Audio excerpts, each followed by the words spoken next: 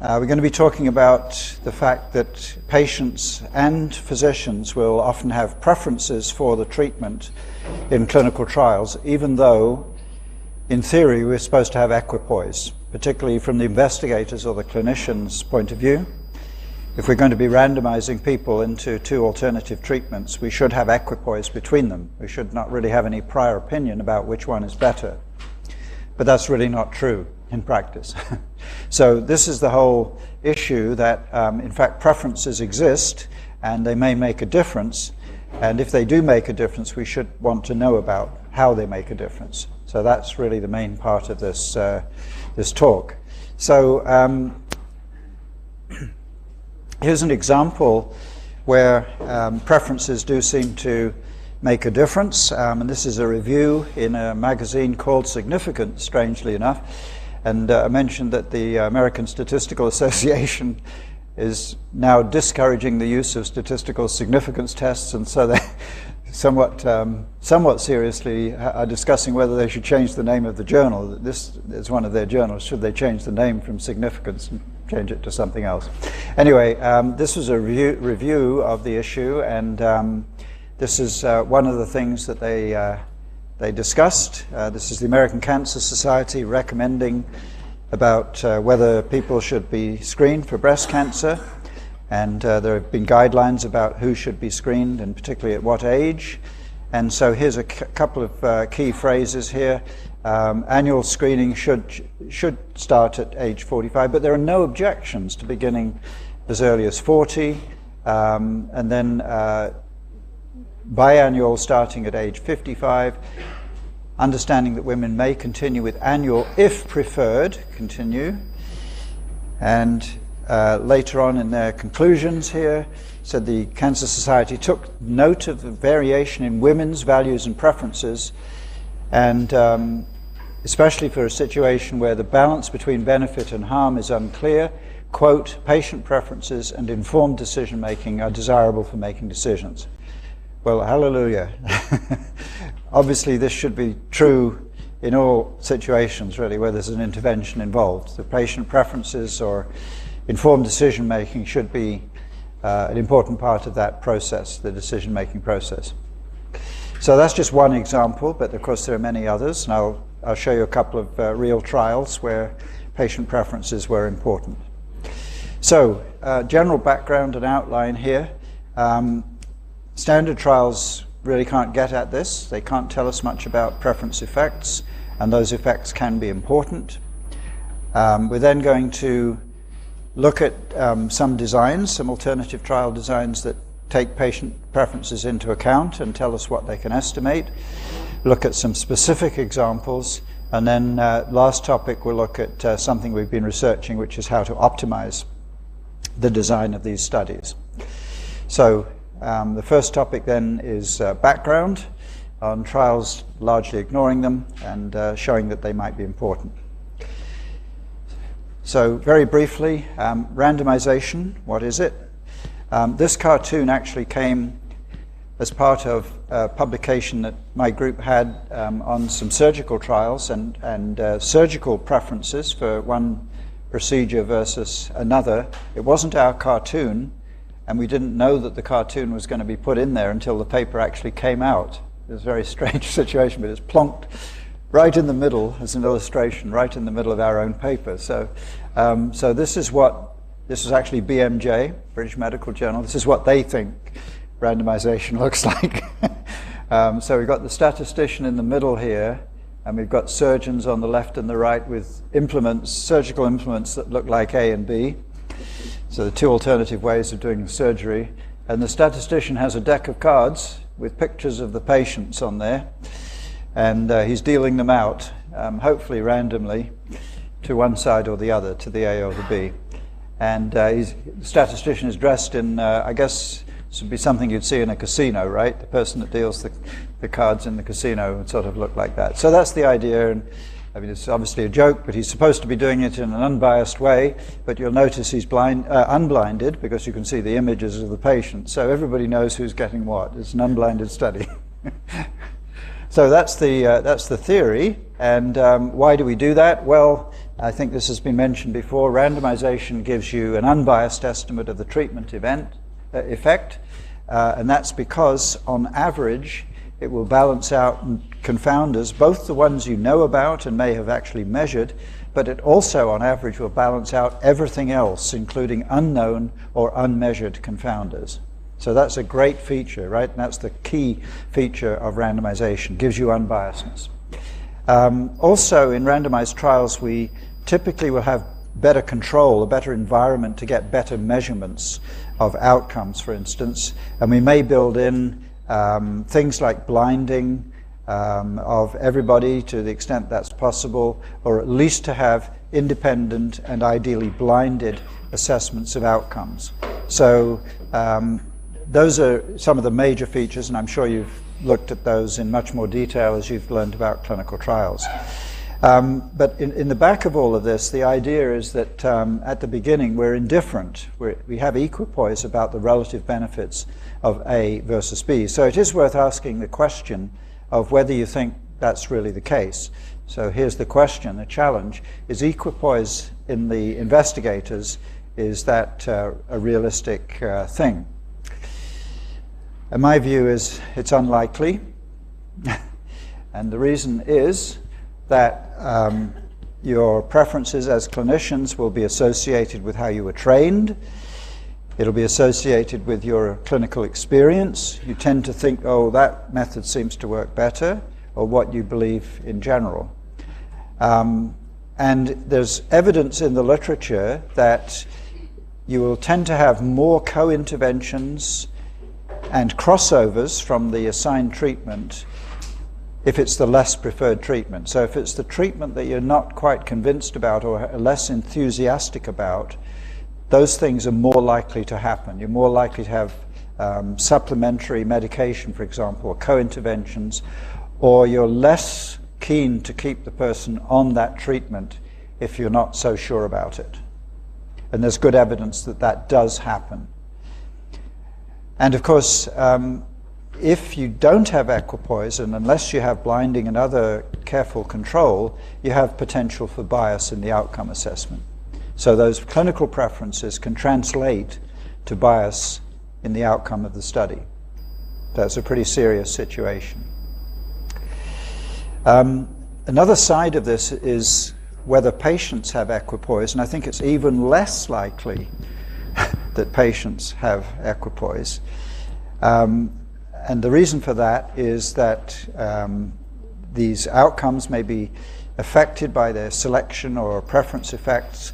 For example, we'll have a situation later where for a particular condition, there's a choice between a medical and a surgical intervention. So some people would want to avoid surgery, and they'd very much prefer to have the medical intervention. Other people might prefer the surgical intervention because although it might have short-term risk of the surgery itself and infections or whatever, they think that in the long run it's better that they have the surgery and get this over with, as opposed to perhaps a longer-term non-surgical intervention. So people will come in with beliefs about this. And even if they agree to be in a trial, there's this phenomenon called reluctant acquiescence or resentful demoralization. This is the social scientists at work here, folks. If I go into a trial and I really want the medical intervention and I'm randomly assigned to get surgery, well, I'm disappointed in that randomization, but I'll go ahead with the trial anyway. I'll participate. So I'm reluctantly going along with it. That's reluctant acquiescence. And of course that again could translate to outcomes and affect the result of the trial.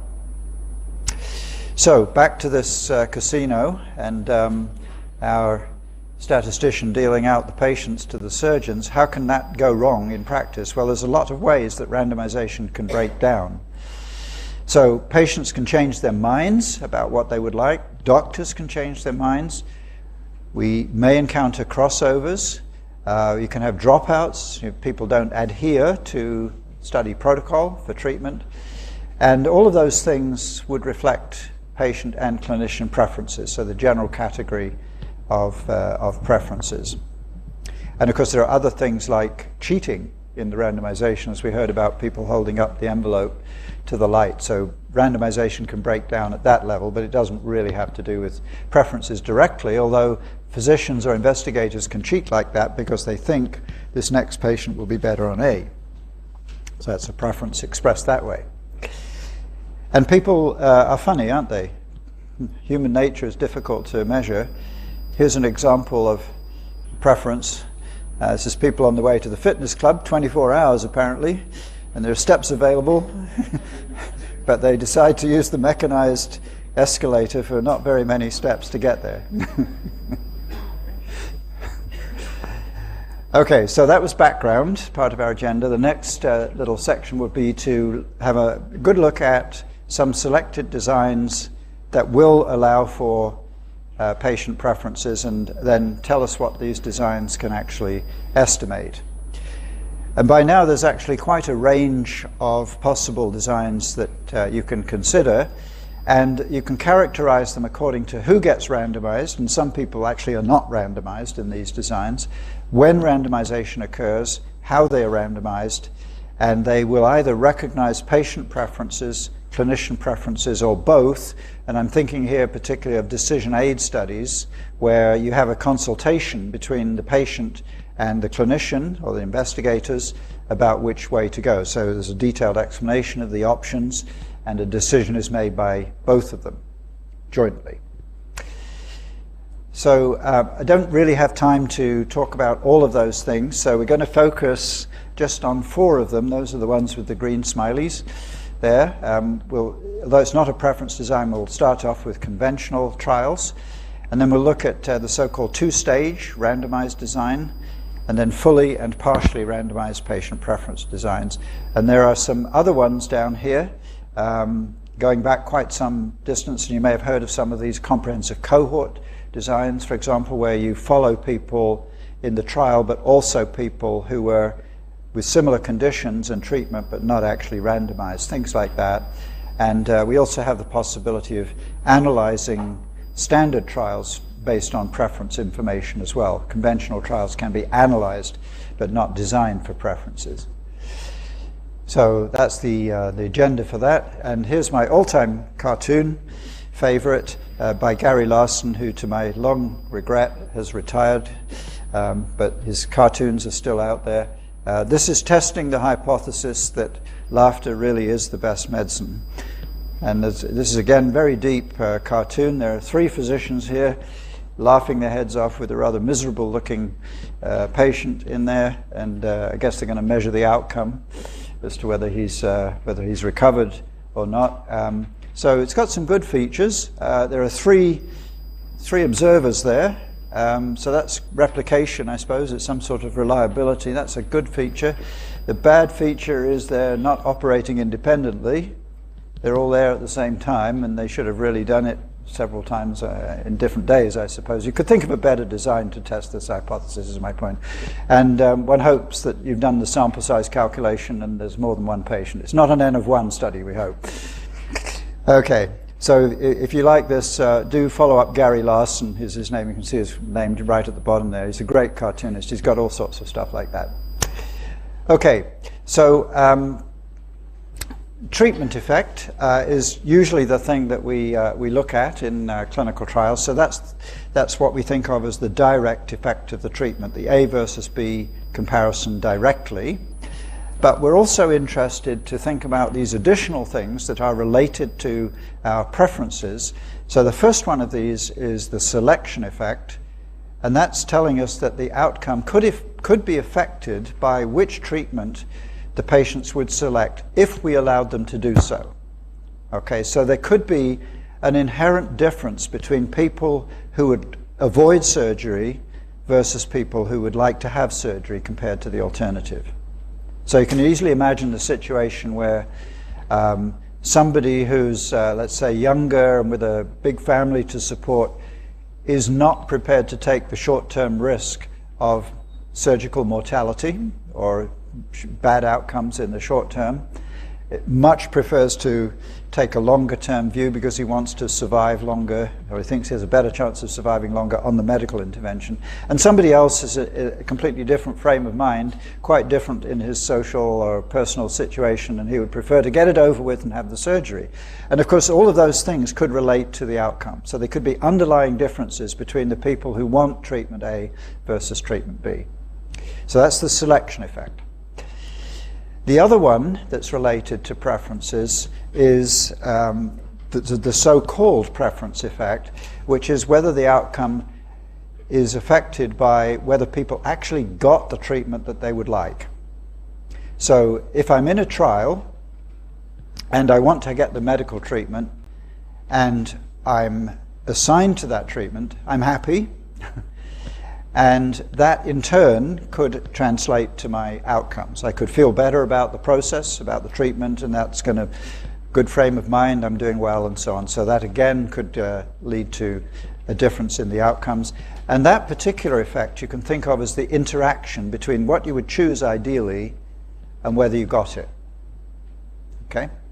So we have the selection and the preference effect in addition to the treatment effect that could be of interest. Now, to reiterate, the selection and preference effects can't be estimated in conventional trial. All you can get there is the treatment effect.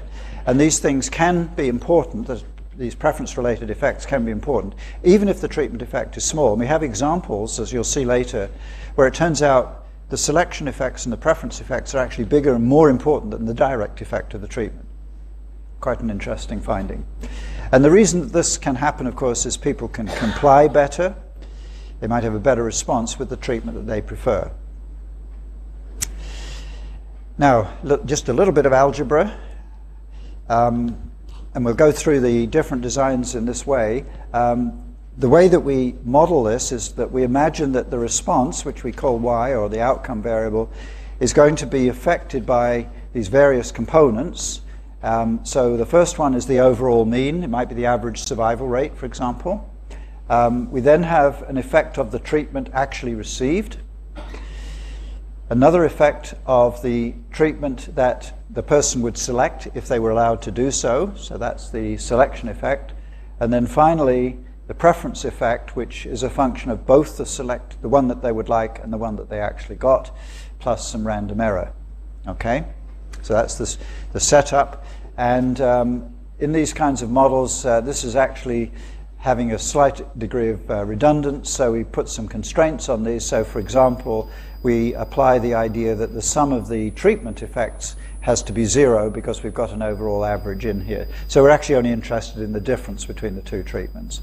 And so we apply constraints like that on those parameters. So the treatments that we're interested in, the treatment effect is the difference of those. Those are actually taus, the Greek letter tau. The selection effect is the difference of these are nus, nu, Greek alphabet, nu1 minus mu2. And the preference effect is an interaction. It's the difference of the treatment effect according to which one they selected. The difference of differences, in other words. So let's go through these various designs and see what we can get out of them. Well, the conventional parallel group design is quite easy, and I've really grossly simplified it, of course, but we have eligible patients coming along, and we just randomize them to 2 groups. So you're going to have just 2 observation groups, that's all. So in that kind of trial, we've got the 2 observable groups only defined by the randomized treatment. And we can say, on the basis of that, what's the expected outcome in those 2 groups. So for people, I worked through one of these just in a bit more detail so you can see how this goes. If you're in a trial like that and you're randomized to A, what do we expect as your response? Well, we'll call that mu1 for the first group. Well, there's an overall mean. We got the first treatment, so there's a tau1 term there. And then, depending on my preference, I will have additional terms. If I was a person that preferred A to begin with, and I'm not going to know that actually in a standard trial, but if I was, with probability alpha, that's something that we might have to estimate, so I'd like to get A, and that gives me a term nu1, that's the preference term for A, and then I actually got what I wanted, so I add another bit of the interaction pi11, okay? But if I wasn't an A preferrer, I might be a B preferrer, so it's 1 minus alpha. And in this case, we have a term nu2, because that's what I wanted, treatment 2, and I didn't get the treatment I want, so there's that bit of the interaction, pi 1, 2. Okay, so that's how it works. We look at all of the combinations of what you were assigned to, what you wanted to, and the combination of those things. And we can estimate the treatment effect by subtracting those two things, mu1 minus mu2, and it turns out that these other nuisance parameters disappear, and we actually get an estimate of the treatment effect. So it's a long-winded way of just saying that if you have two randomized groups, on average, the only difference between them is going to be the treatment. They balance out with respect to all of these preference effects as well. But that's the only thing we can do in a simple trial. In a simple parallel group trial, we can only take the difference. And so there's nothing else that we can do to compare those two randomized groups to get anything else out about the selection or preference effects. So that's why I said you simply can't look at them. Okay, now we can look at the next one, which is a two-stage design. And in this one, we have eligible patients coming along, and we randomize them to what we call a preference arm or a random arm. Okay? And in the preference arm, people actually get to choose which treatment they will receive, or at least the one that they're offered. Okay? So we assign them to A and B according to what they would like. So they have been randomized at the beginning, but they're not randomized to the actual treatment. Okay, so at the bottom here, this comparison A versus B is not randomized anymore. It's an observational comparison within the randomized preference arm. Okay. On the other side, if you're randomized to the random arm, well, they call it the random arm because you're randomized. Quite unconventional, isn't it? So they're randomized here to A and B in the usual way. So in effect, what you have is on the right-hand side, you have a subset of the patients who have been randomized to treatment in exactly the same way as they would have done in a conventional parallel group trial. But part of the patients, a fraction of the patients, have been taken over here to the preference arm and given what they want. Okay? And it's called the two-stage randomized trial. Well, it's because it's got two stages. See, we've got randomization here and randomization there. Some people think, well, it's actually a good idea to randomize them twice because that means they're mixed up more. So it's better to randomize them twice than to randomize them once, not realizing that, of course, it has exactly the same effect. If you shuffle the cards adequately the first time, it's going to be random. It really makes no difference on average if you shuffle them again, right? But some people really like this design because it's got more randomization in it for those people, even though statistically it makes no difference whatsoever. Sorry, what's your question? What is the difference? Both look like same only. What is the difference? Because here also treatment, here also treatment. Yes, well, the difference is, okay, the question is what's the difference? I'm not sure what difference you actually mean, but I think what you mean is what's the difference between the two arms? Well, So there is no random, but here random. that's the difference. That's the difference, yes. So on the right-hand side, we're randomizing people, and so we get an unbiased estimate. We've taken a random sample here into that group, and we randomize them to treatment. So it's like a small conventional trial, and we get an unbiased estimate. On the left-hand side, we take a subset of people. It's a random subset, but we don't randomize them. It's an observational comparison. Yes? Over there, yeah. Over there. No, you were first, just. Split second, you're ahead. So can this sort of left-hand arm can be done in a blinded manner? Okay, that's a good question. Obviously, if the patients have been able to choose which treatment, they're not blinded anymore. Patients are not blinded, but everybody else still could be. Yes, that's right. And certainly you would like to have blinded outcome assessments. Yeah, because that has an implication because the same investigator will be handling the entire. Yes, correct. Implication on the other arm. Yes. Well, yes, it depends on the specifics. The investigators may not know which arm they're in even, right? They're just told to give this treatment one way or the other. They can blind with this. Yeah, they could be blinded to which arm they were in, that's right. And the crucial thing, of course, would, at least you would hope that they have blinded outcome assessments. Now, what you hope in all of this would be, well, one scenario would be you'd hope that the AB difference over here, the one that you would have had before, turns out to be the same. Okay? In which case you broadly conclude that there was actually no preference effect. Being able to choose gave you the same result as if you'd randomized. Okay, that's what might happen. But typically it isn't if the preferences are related to outcome. Just small, sir. Yep, okay. This preference is only for the patient side or doctor's preference? Could be either. It could be either. Yeah. Most usually these designs have actually been applied to either patient preference designs or the decision aid studies where both are involved, okay, where both patient and clinician. I'm not sure if I've included it or not, I may have. When you have physician preferences only, and I've worked with surgeons a lot, and they tend not to want to be randomized to treatments A or B. They tend to like to do one thing because they prefer it. There's a different design which is called the expertise-based design based on preferences coming from the clinicians.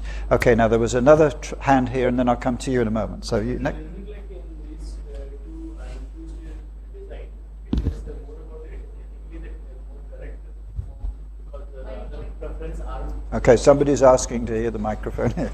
If somebody couldn't hear you. Can we get the microphone, please? Yeah, okay. The problem is people at the other end can't hear what you're saying.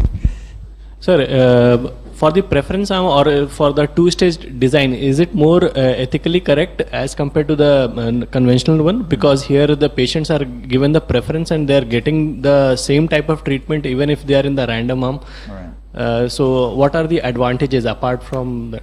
Okay, that's another interesting area to consider, the ethics, because you could say that it's more ethical on this side because they've been allowed to choose what they wanted. That's ethical. They haven't been forced, if you like, to be given one treatment that they may not actually prefer. So it's more ethical from that point of view.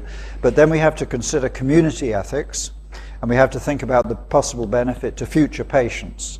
And we want to get a good answer about the impact of the treatment and also the preference effect if it's there. So we want to try and do a good study to look at those things, not just for the ethical benefit of these people, but for future patients as well. Whether it's more or less ethical than the other design, I think depends on the relative importance of these various effects. So if you think that patient preferences are important to outcome, and we have a lot of examples where they are, I think you'd want to know about them. What are the other advantages of the two-stage? The other advantages. Well, the main advantage, the big advantage, is that this is going to be able to tell you about these selection and preference effects. And that would allow you actually to use your treatments in the future with better outcomes on average. That's the huge one. When you tell the patient that there's a treatment, established treatment, and there's a new treatment, so the preference, most of the patients, they might not go for the... Okay. Okay, if you didn't hear that because you didn't use the microphone, this gentleman saying that this might not work because people hear there's an experimental treatment and they want that and don't want the standard treatment. Yes, obviously, if that happened and if everybody who was offered the choice went for the new treatment, this design really wouldn't work, right? So we're going to talk about that, and you'd like ideally, in fact, to have an equal preference rate between these two opportunities, A versus B, that you're being given, and it may not work out exactly, but you hope it's not too far from 50-50 and then things work out well. That's to do with the optimization of this design. If it's not that, if it's a very expensive drug that somebody isn't going to be able to get outside the trial, then they might go for that. They want that one because they think it's going to be better. This design is probably not going to be for you. There was another question back there.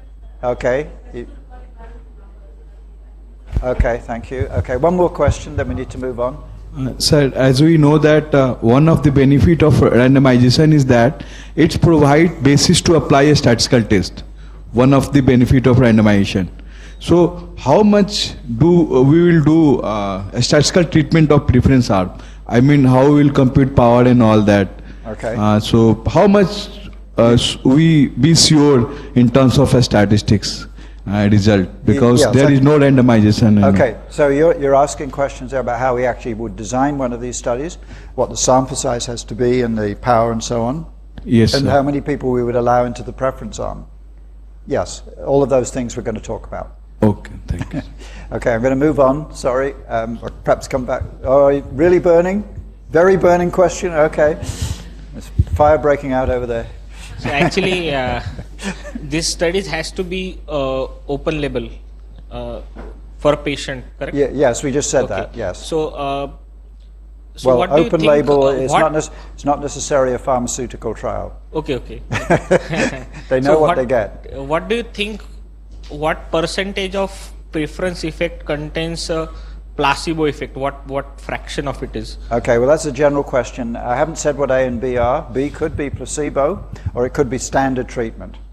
If it's placebo, it's unlikely to be very attractive to people. People would say, why should I knowingly take a placebo? So again, that would not be a very good design here.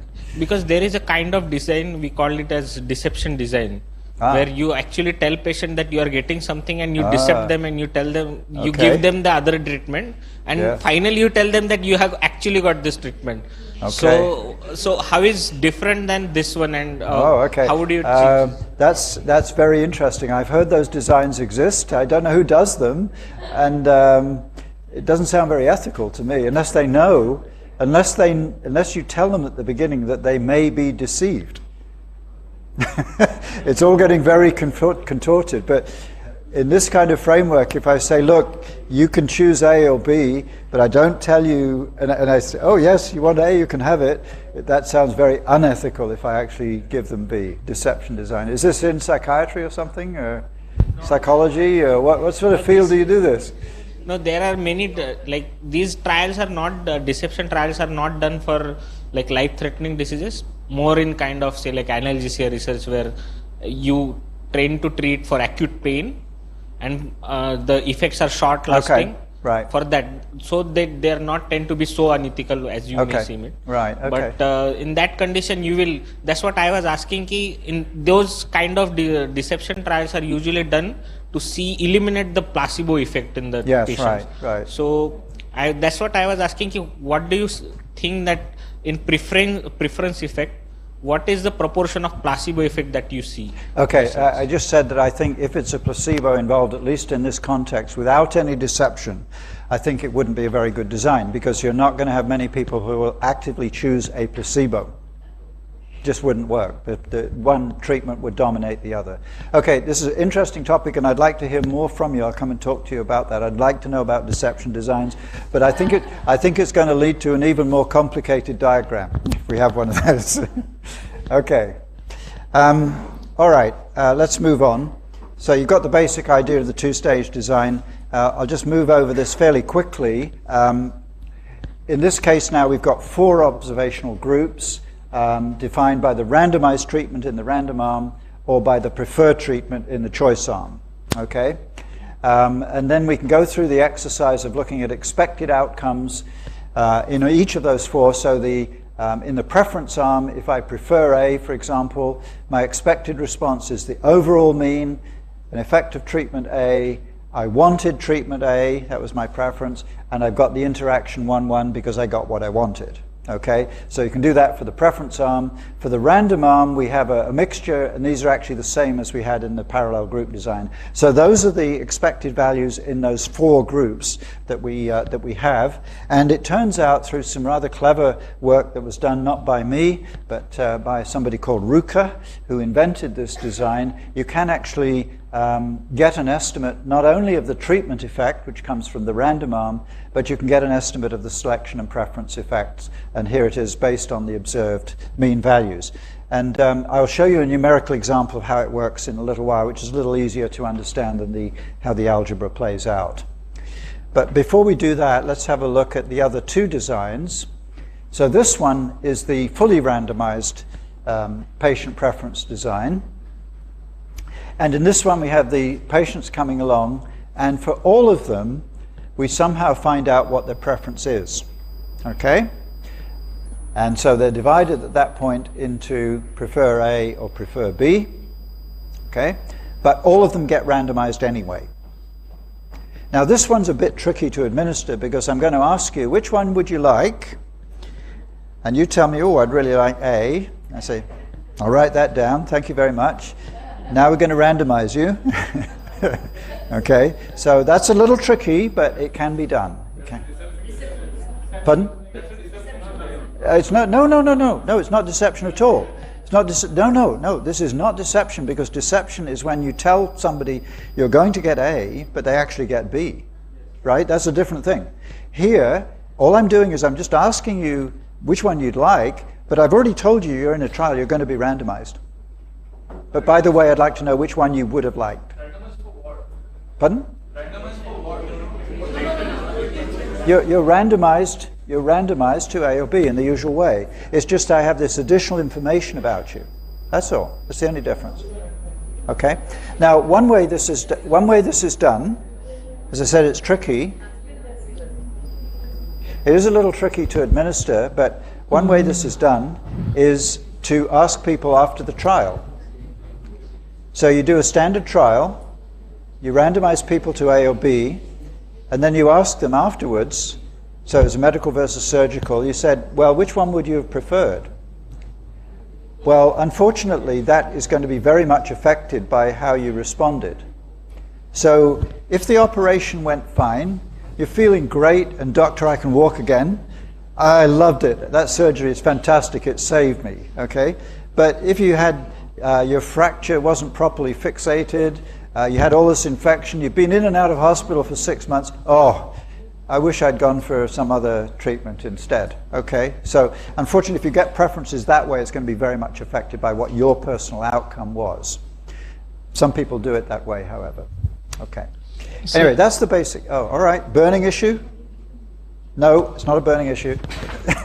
You didn't say yes quickly enough. No, I'm going to move. We can have more time for discussion in a moment. So this is the same sort of idea as before for this particular design. We have the 4 observable groups, and now we're defining those groups according to the combination of the preferred and the assigned treatment, and we can go through that exercise again to see what we can estimate. And it turns out for this particular design, without going through the algebra, we have actually 3 ways that we can estimate the treatment effect. We can do it in the subgroup of people who preferred A, within the subgroup of people who preferred B, or some combination of those 2 things. Okay? Now, it turns out that all of those things are potentially biased by the preference effect through the interaction, but they're valid estimates within the preference subgroups. So it's like you've got 2 small trials within the A preferers and the B preferers, and those are valid estimates, but you could have nevertheless an interaction effect that would bias. For the preference effect, we can get an unbiased estimator, it turns out, because we have that information on preference. And selection effect is slightly tricky. We have a potentially biased estimate, and it sort of depends on the specifics of the situation. And I'm going to summarize all of these 4 and compare them in a moment. I know you're anxious. Is it really burning? The chances of crossover is very high in this design, isn't it? Okay. I don't think that was a burning issue, but I will go back. The chances of crossover are very high. No greater than in a standard trial. Because you already told them what Yes. A and B. Well, you try and not let that influence the course of the person through the trial. You have crossover problems in any trial. Is it not higher in this design? Because I know what's a A and I know what's a B. No. This one could be blind. You just ask them which one they prefer. They could still be blinded. No, but ask them what they prefer. Yes. Or tell them what is A and B. Isn't Yes, and they're blinded. They're given a blinded treatment. So the compliance How will do be we do very it? Suppose I've got 2 kinds of medication, and they look exactly the same, and they taste exactly the same. Okay, and I ask you, I tell you about them. This one might have side effects and so on and so forth, and you tell me which one you'd prefer. But now I randomize. You don't know which one you got. So that is fine, but look, I know what is the preference. I know the intervention and control thing, right? No. Then you are asking the preference. Yes. Yes? I said it's exactly the same as a standard trial, except I know what your preference was. Doesn't change. Okay, time out. We've got to move on. I'm not necessarily recommending all of these designs for all situations. There will be advantages and disadvantages. If you think there's going to be a lot of crossover in this design, then you don't want to use it. But I would say to you, you're going to have crossovers anyway in a standard trial. All right, we do need to move on. So we talked about that, what you can get out of that design. And the last one, you might like this one better. Okay, I'll just say that at the start on this one. This is the partially randomized design, patient preference design. So we've got patients coming along, and in this case, we ask people if they have a preference. Okay, and some people don't. Some people don't care. Oh, give me the best, doc. Just give me what you want, doc. You decide, right? There'll be a lot of people who might say that. Okay, so then we divide people into those that do have a preference and people who don't have a preference. And for people who have a preference, they get it. They get their preferred treatment. And for people who have no preference, we randomize. Okay, you like that one better? You do. Okay, it sounds a lot more ethical, doesn't it? Right. But it leads to some different implications as to what you can actually get out of this trial. You have a randomized estimate over here, so it's unbiased, but it's only unbiased for people who have no preference. And those people could be different, right? Their expected outcomes could be different than people who have a strong preference for one treatment or the other. So once again here you've got a randomized comparison A versus B, great, but it's in a selected subgroup. And over here you've got an observational comparison between people who did have a preference. Okay, and once again, you might hope that they would be the same. The A-B difference would be the same, which is a nice, simple situation, but it's useful to know. But on the other hand, it could be that having a preference is an important determinant of the outcome. And we, again, would want to know that. Okay, so let me just go quickly over the next slide. We won't spend any more time on it, but you've got these various combinations of things that apply to each of the four groups. And it turns out that for the treatment effect estimate, you have three possibilities. You can look at the undecideds, the people that had no preference, and that of course would be unbiased within that group, among the people who decided, or among some combination. And it turns out once again these are all potentially biased by interaction terms, but you do have a valid randomized estimate, but specifically for the undecided people. Okay, so that's how you can approach the treatment effect. The selection effect is unbiased with some caveats about whether the assumptions on the preference effect are correct. The preference effect itself is not estimable. It turns out not to be estimable. And that's just an inherent quality of the design. Okay, so to summarize all of that, if you're wanting to know further details, this is how we've summarized all this in a review article in Statistical Methods in Medical Research, and this is with some longtime colleagues of mine in Australia. To summarize all that we just looked at, here are the parameters of interest, the things that you might want to estimate in these various designs. So in the parallel group design, as we saw, the standard or conventional design, you can get a good estimate, an unbiased estimate of the treatment effect, but you can't estimate the selection or the preference effects. And the others, it's kind of a mixed bag over here. The partially and fully randomized designs, you can get yes and no's and some conditional yeses. So you can get valid estimates within some preference groups, for example, up here for the treatment effect. But look at what happens with the two-stage design. It turns out you can actually get a yes on all of them. So the two-stage design actually is the best if you're interested in these things going on. And of course, you'd have to blend that in with all the other concerns that we talked about, ethics and possibility of crossover and so on. So for example, if you're only interested in the preference effect, you might go with the fully randomized design, but you do have the concern of actually executing that type of study. Okay, now let's have a look at some practical examples of those designs. That's the next next part of the agenda here. I think we go till, is it, Dr. Tambu, is it 1 o'clock we go to? Okay, we're doing fine then. We should have time for another of the papers. So actually these preference designs now, when we've surveyed the literature, have been applied in quite a lot of different areas. I'm going to show you 3 different examples, and because they can actually estimate all of those 3 effects, they're all going to involve the two-stage randomized trials. But we'll look at cancer screening, weight loss, and surgery example. Okay, so the first one actually comes from my colleagues in Australia. And this is where you have women who've had an abnormal screen, an abnormal Pap smear result, and you want to now follow up, and the options that would exist would be you get randomized to usual care, so that's repeated Pap tests after some time, HPV testing, or an informed choice using decision aid with consultation. And there are a lot of outcomes from this particular trial, but I'm just going to tell you about a couple of them having to do with quality of life and satisfaction with the diagnostic or workup process. But this is actually quite a big study that has a lot of other outcomes. So, the study is called IMAP, and that means Improved Management of Mildly Abnormal Pap Smears. People spend a lot of time thinking up good acronyms for studies, right? I'm not sure this is a great one, but that's what it is.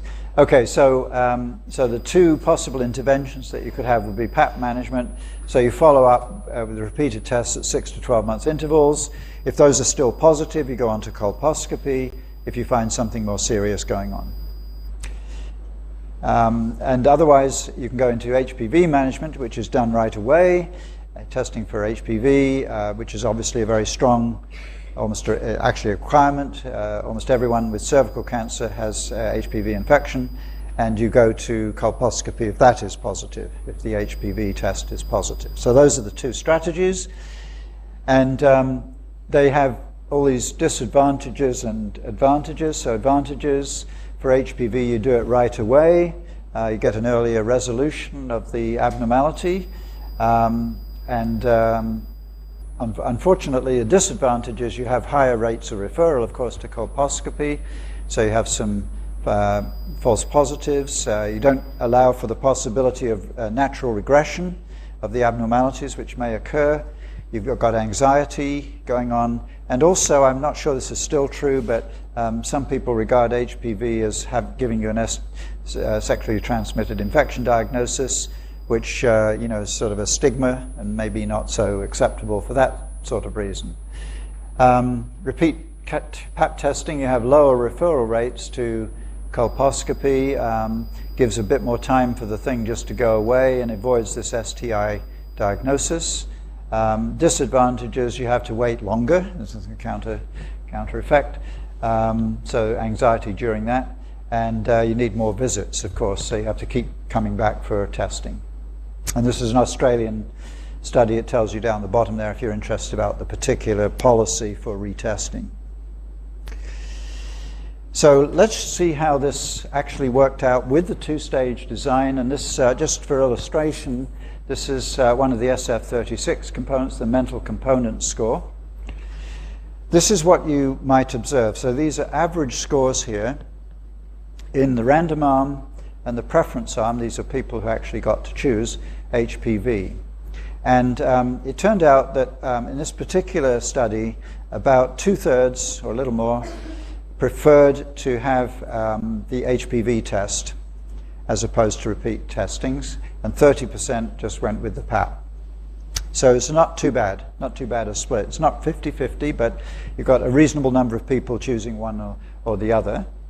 And so here are their outcomes. We do not observe, in this case this is entirely ethical, because we do not observe the outcome, we can't possibly observe the outcome in the preference arm for the treatment that they did not get. That's just an unobserved cell. Okay? In the random arm, we don't know what the preferences are, actually, we don't ask them. And this is the outcome for those people, but at the margin, not knowing what their preference would have been. Okay, so there are the results. On the right-hand side, this is the random arm. So this is the same as you would have got in a parallel group design, a standard conventional design. That gives you an immediate estimate of the treatment effect, okay, by just subtracting those two things. It's not very big in this example, but that's how you get it. Of course, it's based on a smaller number of patients because only some of the patients went into the random arm. So that's a little price that you have to pay. If you're going to use this design, you're giving up on a larger number of people who would be randomized. But there's a benefit because you've got them on the other side as well. So the way the analysis goes, and this is in the background algebra that I didn't go through in detail, what you try and do now is fill in these various cells, and it's based on the fact that you have two stages of randomization. So it's a very clever idea. So I'm going to build this up. Oops. So first of all, what we can do is we can fill in the cells here in the random arm, hypothetically, as being the same as we've observed on the left-hand side in the preference arm. And why can we do that? Because they were randomized at the first stage. So on average, we would expect the same distribution of preferences and outcomes on both sides. So even though we don't know what the preferences are, we can at least put in the expected values to be the same as they were observed in the preference arm. Okay, that was step one. Step two, we can fill in the remaining cells so that the margins are still correct. So that the average here in the random arm is now an appropriate average of these two numbers and then these two numbers for the margin. That is inferred, again, based on the first stage of randomization. So now we've got everything we need to know. We have the expected outcomes for every combination of actual treatment and preferred treatment, and that's enough to give us the estimated other effects. And how does it work out numerically? Okay, the treatment effect we've already seen. That was quite small, and that's the same as in the standard analysis from the conventional trial. The preference effect, by going through that logic, we can get an outcome for those who received their preferred treatment versus those who did not receive their preferred treatment. And that comes out to be actually a much larger number, 6 points on this scale, much bigger than the direct treatment effect. That's interesting, isn't it? So that's saying that people who had a preference and got it are actually quite different from those who didn't get their preferred treatment. And the selection effect, we look at the average outcome for people who preferred HPV and the average for those who preferred PAP, and here's our answer. That's a smaller number. So in this particular example, it's actually the preference effect that seems to matter. So getting your preferred treatment was what mattered to you. And the other things much less so. I'll just go on to a second example, and then we can have a question or two maybe. Actually, I'll do the three examples, and then we can have some questions. The second example, sorry, this is more on the first example. This is some of the other outcomes from the IMAP study. So we've got these different SF36 scales, and then we've got a general satisfaction scale and a specific satisfaction scale with care. And what I've highlighted here, it's a little bit arbitrarily, but I've highlighted the effects that seem to be interesting either from a magnitude point of view or because they are statistically significant. And you can see that, in fact, we've got a lot of stuff going on in the preference effect here, and a couple of selection effects, and much less going on over here in the treatment effect. Certainly in terms of magnitudes, the magnitudes are much bigger here than they are for the preference effects. So we've got one large treatment effect on the emotional role within SF36, but it's not at all significant. And we do have a couple of significant results on the treatment effect down here on satisfaction, but numerically they're very small. So it does seem as though preferences and selections do matter in this particular example. Let's just have a look at the other ones. This is a weight loss trial, and people have been randomized or allowed to choose in the two different arms between a standard diet, and this is, I think, a lacto-ovo vegetarian, pretty very restricted kind of diet, no meat, no fat, and so on. And so we've got a lot of outcomes like weight change, BMI, waist measurements, LDL, HDL, glucose, and insulin. And again, here I've highlighted, just this time by putting them in red, these are the things that seem to be interesting numerically or through statistical significance. And again, you can see that the only thing that was even slightly borderline statistically significant for a treatment effect, that's what you get in a conventional trial, was the glucose. And there are lots of other things that are going on associated with the preference and selection effects. So another example where if you'd just done the standard trial, you would have missed all this, the other determinants of the outcome. That was example 2. Example 3 in a second, but a little bit of light relief. We've all got Brexit on our minds, haven't we, with how many days left before the axe falls on the UK. This actually relates to the original referendum, and this is a survey that was done before the referendum, asking people if they'd made up their mind about how they were going to vote, whether they were going to remain or leave. So they were asked if they had made up their mind, and 70% said they'd decided, 21% of the people said they hadn't decided, leaving 9% who do not know if they know. If you think about that, it does actually make sense, but you really do have to think about it if you can come up with why that does actually make sense. But anyway, it's a rather funny statement. You don't know if you know or not. Right, third example, and then we can stop for a couple of questions. This is another 2-stage trial with a bit of a twist, which is allowing for people who are undecided when you ask them if they have a preference. This is a surgical versus medical treatment intervention for heavy menstrual bleeding. So high scores are bad, low scores are good in this particular outcome. There was a scale. They randomized people to a choice arm or a random arm. And I don't know the reason for this. We had some correspondence with the investigators and got their data. They did put a few more people, there's 130 who are allowed to choose, and only 97 into the random arm. I don't know why that's different. Never got a good explanation of that. So then in the random arm, the 97 people are randomized, and the medical group had an average score of 17, surgical group had an average score of 5, so it does look as though the surgical group won. The surgical group is doing better. Over here in the choice arm, these people, the 19 people wanted medical, 21 people want surgical, 90 people, that's 70%, 69% were undecided, which to me is a very surprising figure. I would have thought a lot more people would have an opinion about whether they want surgery or not than that, but there you go, that's what the study said. So those people, the undecided people, also get randomized. So it's a little bit more complicated than before, because now instead of 4 groups, we've got 6. So we've got the usual randomized group with two outcome groups, the people who actually chose, 2 more, and then a further 2 groups of people who are randomized because they were undecided. And so it does look, if you look across those, it does look as though surgical does better in all of those combinations. So that's the good news. It does seem as though we've got a clear-cut result in that respect. Now, just to summarize the analysis, looking at the preference and selection effects, so the first thing up is the treatment effect, which turns out to be estimated as 12 points on this scale, and this was very significant, favoring surgery, as we just saw.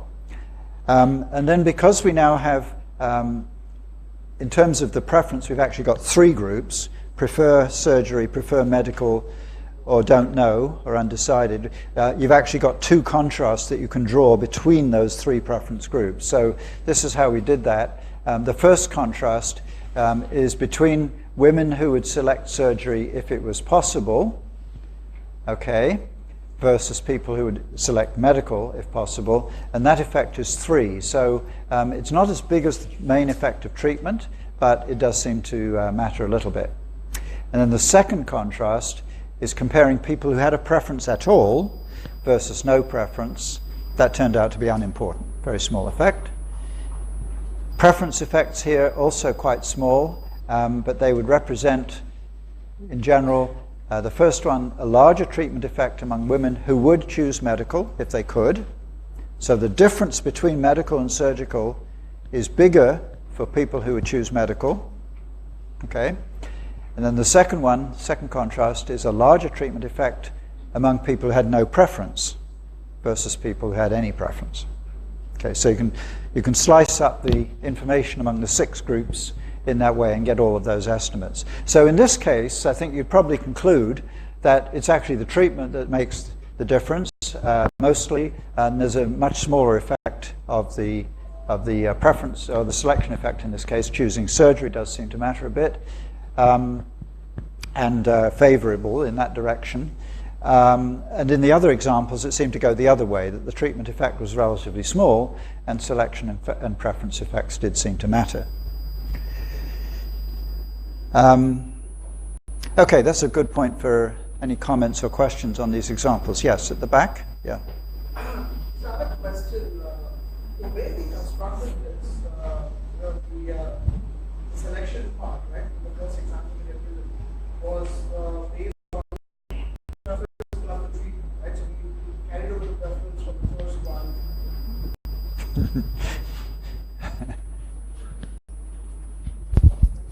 Yeah, so I'm saying the way we constructed these 3 things was carried over the selection based on what we already had for the treatment. That's right. Yes. So the 3 of them are not independent in some sense, right?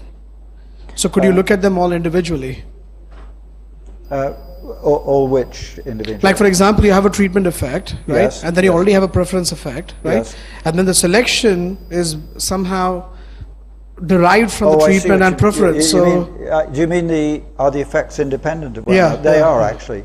They are independent of one another. Okay, They're even though we orthogonal. construct selection based on Yes. treatment minus preference. Yes, it turns out that they are. Yes, they are independent of one another. They're Okay. orthogonal. Statistically, they're orthogonal.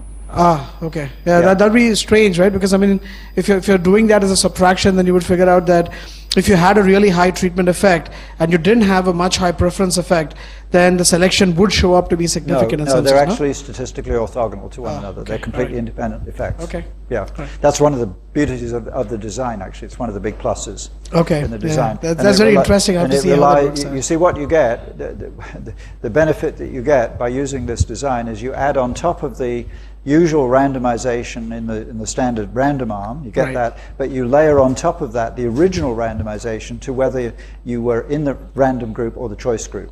Correct. And that's what allows you to get those estimates in that way. Okay. Yeah. Okay, you had a question? Yes. Looking at the 3 examples, can you conclude that the preference effect has more role to play when your outcome is more sort of subjective or outcome is more behavior related? When outcome is more objective in terms of mortality or in terms of medical or surgical treatment, so it Well, has very less role to play. Okay, now you sound like the guy in the cartoon that had an N of 3. We had 3 studies here and you're drawing a conclusion. I would not draw that conclusion without looking at studies more generally. It's quite possible what you say is true, but it's sometimes been described as the difference between hard and soft outcomes. But there are some examples for sure where preferences actually affect mortality. That's a hard outcome. So yeah, it's not always the case. There may be a tendency in that direction, I don't know. Yeah. Other comment? Yes? Yes? So my question is in line with his. Can you go to the weight loss trial? Can I go to which? Weight loss The trial. weight loss trial, okay. Yes? So actually, we as a clinicians are more interested in whether preference or selection is translating into increased hard clinical endpoints like actually weight loss or being glucose reduction or SDL like that. So I'm having problem with understanding these things. Where can you actually show me whether having selection effect and whether people who were given preference, they are actually translated into actual reduction in weight rather than this. So Well, there it is. that is the one. There it is. So The preference effect is right there. It's a change of 7 kilos as opposed to the treatment effect, which was 0.1. So how would you read that thing in the sense? So people who were given preference, they had 7.11 kilo more weight reduction No. than No, okay. The treatment effect, let's go through that. The treatment effect is a difference of 0.1 kilos. So that's the average difference between people who are randomized to one diet versus the other. So almost no effect. Yes. Okay? Yeah. The selection effect is people who would prefer one diet over the other. Yeah. So I'd prefer to go vegetarian or not. That's the difference of 2.6. So fundamental differences between people who like the idea of a vegetarian diet versus people who don't. Yeah, yeah. That's their average difference. But this one is telling you a 7 kilo difference according to whether you got the treatment that you preferred in the trial. Okay, okay. Right? So that's a huge effect compared Yeah, to the yeah, direct yeah. treatment effect. Okay, Yes? thanks you. Thanks a lot. Thank Yeah. Yeah, One more okay. question. Yep. I just wanted to know this treatment effect, this selection effect as well as preference effect would have more impact on the study outcome when the study design is open label as compared to the double blind. Because if it is a double blind study and if a patient has a preference for treatment A, but at the end of the day he doesn't know whether he is receiving A or B, and Yeah. that way it has a minimal or no impact on the study outcome. Yeah. Well, obviously, in the two-stage design, if you're in the choice group, you know what you got. You cannot possibly be blinded. That's unless you use deception idea, which we're not talking about. Okay. Now, whether it has more effect on the outcome or not, I think if it's a patient-reported outcome, you have a problem, because that could be biased in that way. That's why I said that, if possible, you should blind the outcome assessment in people. Right? And I mean, you could think of weight loss as a hard outcome, right? So that one would not be subject to that problem. But if you ask the question, how you're feeling, well, that's the patient-reported outcome. That would be subject to reporting bias, obviously, knowing which treatment you had. Did you enjoy that treatment? Did you like that diet? No, not really. Don't feel very well at all. So that's a problem with it. Yes. Another. At the end of the study, what do we conclude? What do we conclude? What do we conclude? What would you conclude? I am very much confused with regard to this. So I can't conclude anything. You can't conclude anything. Okay. Because That's too there is bad. some effect in treatment with regard to glucose and this. But there is with regard to weight loss and BMI, there is very good effect in preference. Okay. All right. Well, let's suppose that you focus on one thing, like weight, for example. Your conclusion would be, if you just assign a diet at random, it's not going to make any difference. But if you give people what they want, it will make a big difference. Okay. That's one way you could conclude from the study, right? That's a big message, right? And ditto, it depends on which outcome you're particularly interested in as to which way you would go. Excuse me. Yes. One more and then we move. I'm sorry to repeat my question. Can we be confident in applying a statistical test because of absence of random component in preference in selection? Well, we have... because there is absence of random component, can you apply a statistical test confidently? Yes. Yes. The analysis for this has all been worked out perfectly fine. We have appropriate estimates and test statistics of everything. So yes, we can do the statistical testing, and we've done them. There are p-values there for all of them. No, because we know that one of the benefit of randomization is it provides basis to apply a statistical test. Because randomization, we Yes, cannot... but everybody was randomized in the study. Everybody was randomized to the group. No, in selection effect, everybody is randomized. Everybody in the choice group was randomized there in the first place. Trust me, I can be confident that this is all correct. Okay. I know what you're saying. It's based on observational data, but it does actually take that into account. It actually relies on that first stage of randomization. If you like, we could spend an hour talking about how we got there, but believe me, it's true. It's really, these tests are entirely valid. If you doubt it, then you have to dig into the mathematics behind it and write your criticism. But you can't just say, oh, because they're not randomized, it doesn't work. It's not true. It is fine. Yeah. Okay, one more and then we really must move. So, regarding the IMAP trial, which is previous one, so the endpoint, sorry, regarding the what? previous one, IMAP trial.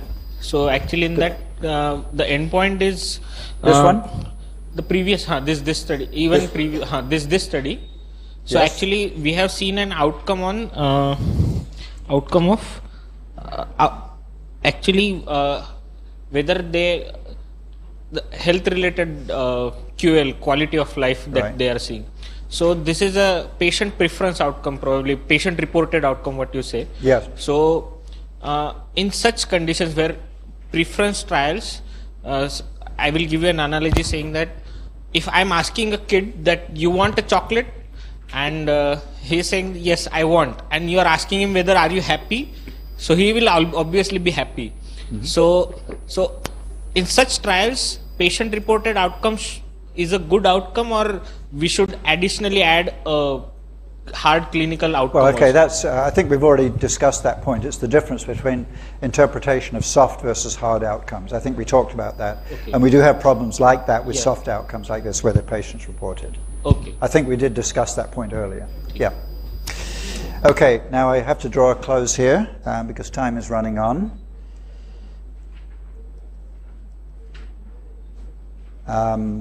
Okay, let me just review where we're at here in the notes.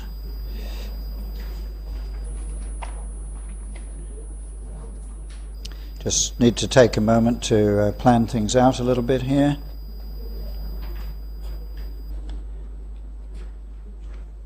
Okay, we may have to do a little bit of jumping now with the remaining slides. I want to make a good stop so we can discuss the papers.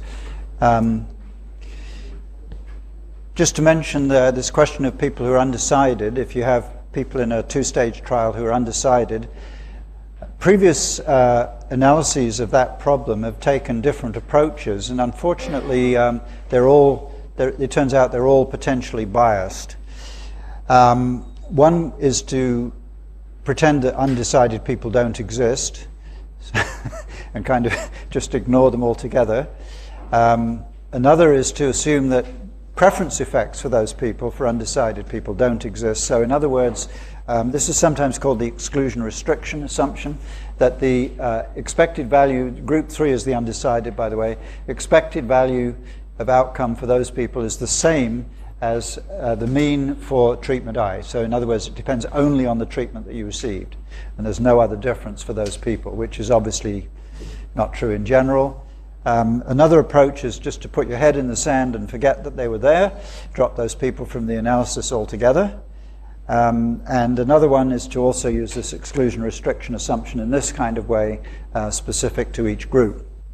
And it turns out that all of those are potentially biased, but in the paper I showed you with the review, it does turn out to be possible to get valid estimates for the undecided people as well. So that's an advantage. And once again, those people could be different, and you'd like to know.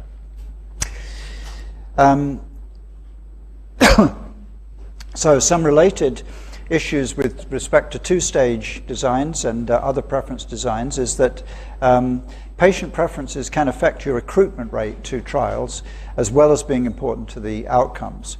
So the attractiveness of treatments is a factor, and one thing you can say if you're thinking about offering a trial like this to future participants is that they actually have some probability of being allowed to choose their treatment, which is not something that you can say in a standard trial.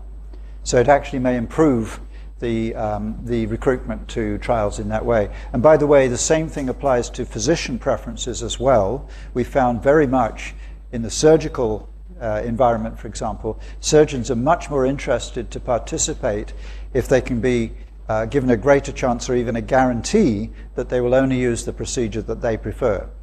So if they're, for example, only trained in one method and they don't know method B, they won't be in your trial unless they have that possibility. So another question here is when you're choosing one of these designs, you do have to make up your mind about which things you want to focus on. And as I mentioned very briefly, if you use the two-stage design, not everyone is randomized. And so it's only actually the randomized people who contribute to the estimate of the treatment effect. So you're obviously going to lose a bit of precision on the estimated treatment effect, but the benefit is coming to you through the preference and selection effects that you didn't otherwise know about. So that's something to consider, and we'll talk about efficiency in a moment and optimizing the designs.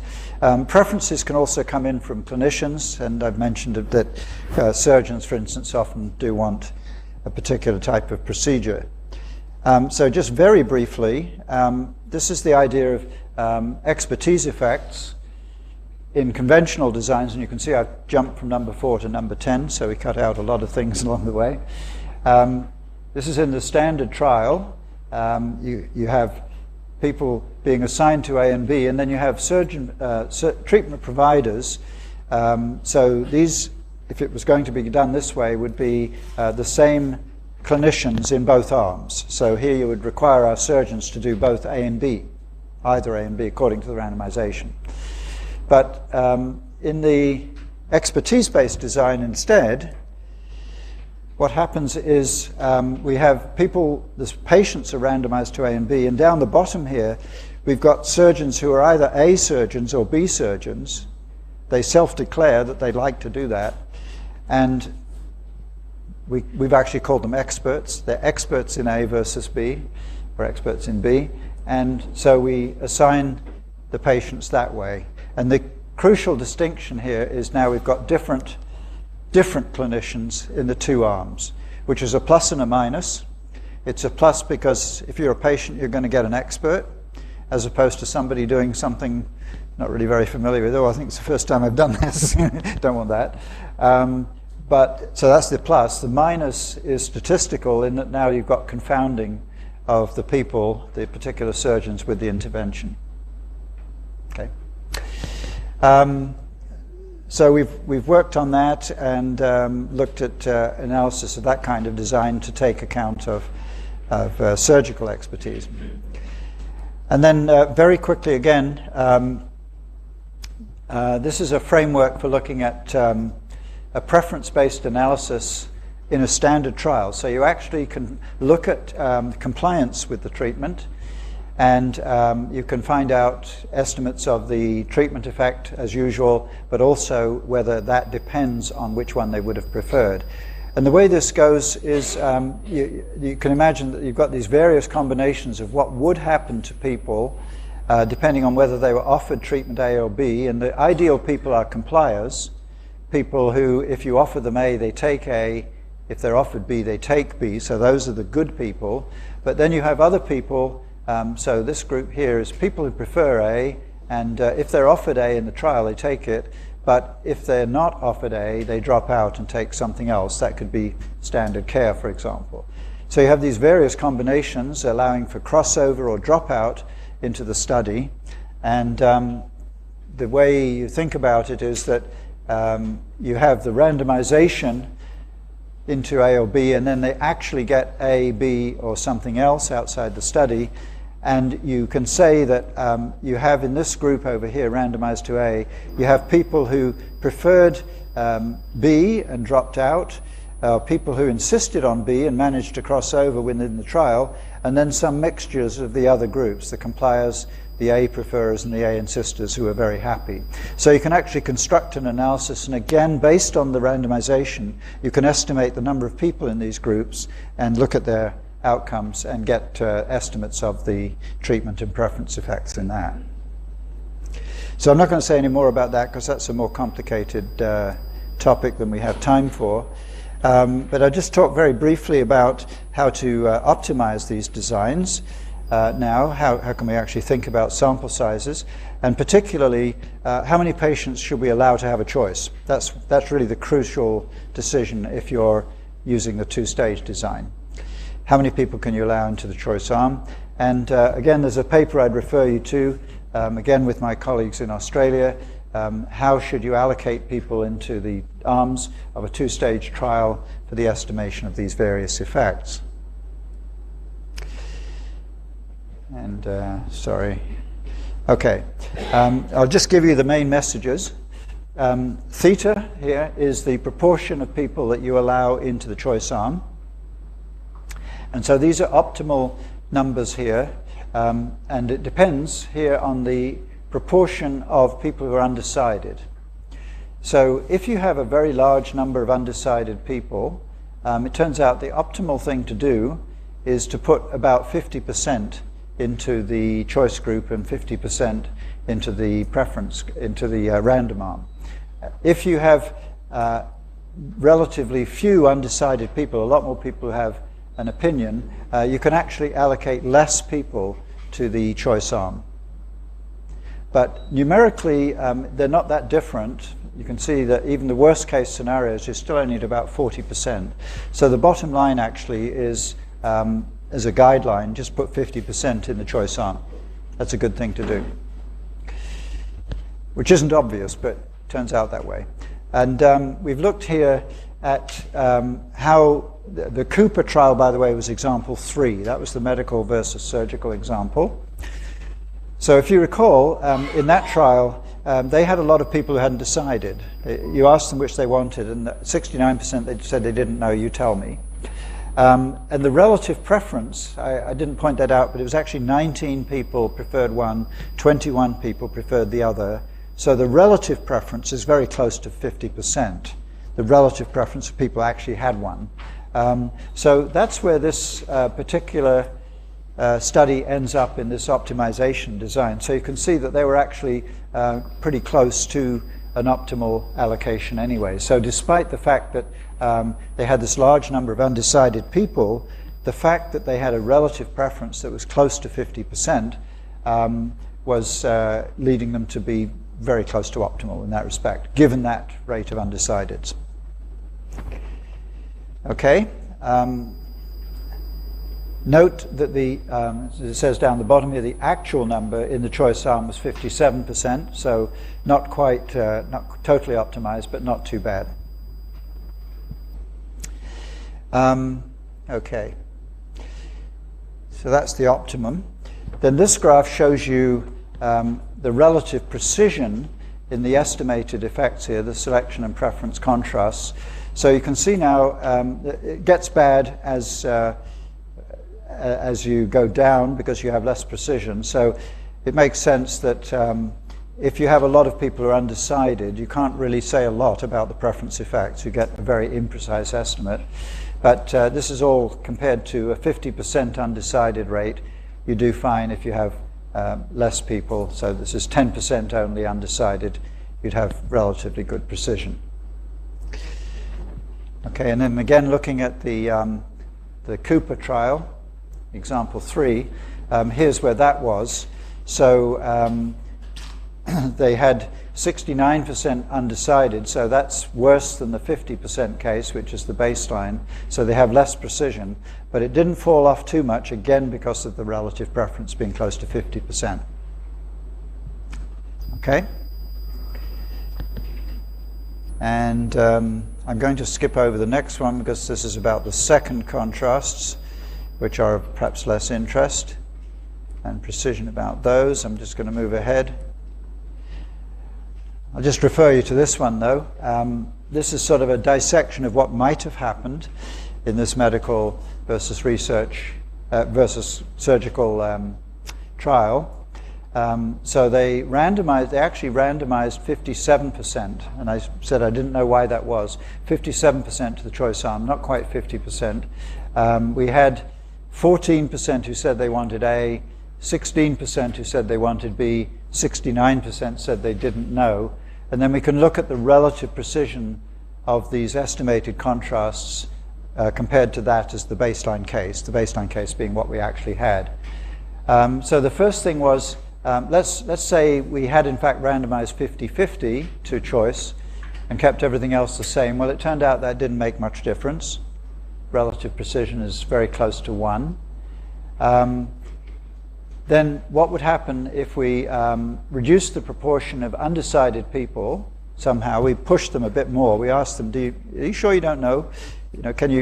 It's a big difference, right, between medical and surgical intervention. So push them a bit more, make people decide a bit more. So if we could change from 69% down to 10% instead and leave everything else the same here, then you get a much greater improvement in precision, as you would expect. So you get rid of the undecided problem, and you've done quite well. And then these are other combinations which are similar. So the big message there would be try and avoid having too many undecideds. So here are some conclusions. Often the optimum is close to 50% when you're interested in the selection or preference effects.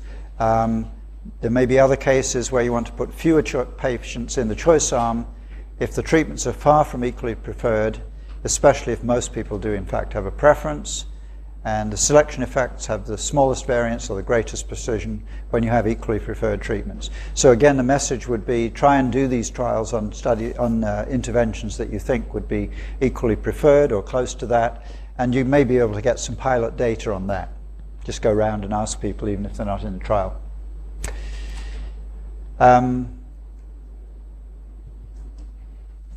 And as a bottom line message about all of these types of designs, I think you can say that you get a lot more insight as to what's going on. What are the determinants of your outcome compared to just looking at the direct treatment effect? And you can, if you know that and you find that these effects are important, then you can actually improve targeted therapy in the future. Two-stage design is frequently the one of choice because you can get everything. It's 3 for 1. You get the treatment, the selection, and the preference effect in one design. And it's still useful even if some participants have no stated treatment effect. But an important decision for you is, at the beginning, is to think which ones are going to be of the greatest interest to you in order to optimize the design. And it could be that, especially if you're at the beginning stage of a phase of research and you really want to know about the treatment effect first, you don't want to look at this.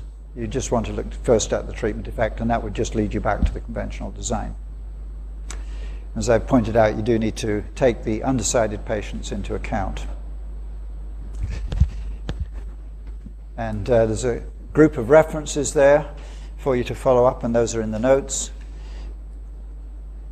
Some ongoing research that we're still working on. We're looking at these questions of power, sample size, and optimizing preference designs in various ways. What are the implications for future research and clinical practice if selection and preference effects seem to be bigger than the direct treatment effect, which has happened in quite a few examples. And a critical thing, which I think gets outside my comfort zone anyway, because I'm not an expert in this area, but it's occurred to me that the measurement of preferences is important, how you actually assess the preferences. And so it could be different whether you're just generally asked, would you prefer A or B, versus knowing that you're going to be in a trial and experiencing one of those things. So, and also, as I mentioned, asking people after the fact is not a very good way to do it either, because your preference could be influenced by how you experienced it. And a further question is that it turns out that because of all those caveats I mentioned when I was comparing the designs, it turns out that the estimates that you get may not be the same in the different designs. And so we're looking at that further. The circumstances under which you would get the same or a closely similar answer in one design versus another. So those are all open research areas that are going on, and I continue to work with my clinical colleagues to actually put some of these ideas into practice. Okay, so we now have, I think that's the end. Good, yes. Yes, that is the end. So we've now got about half an hour left.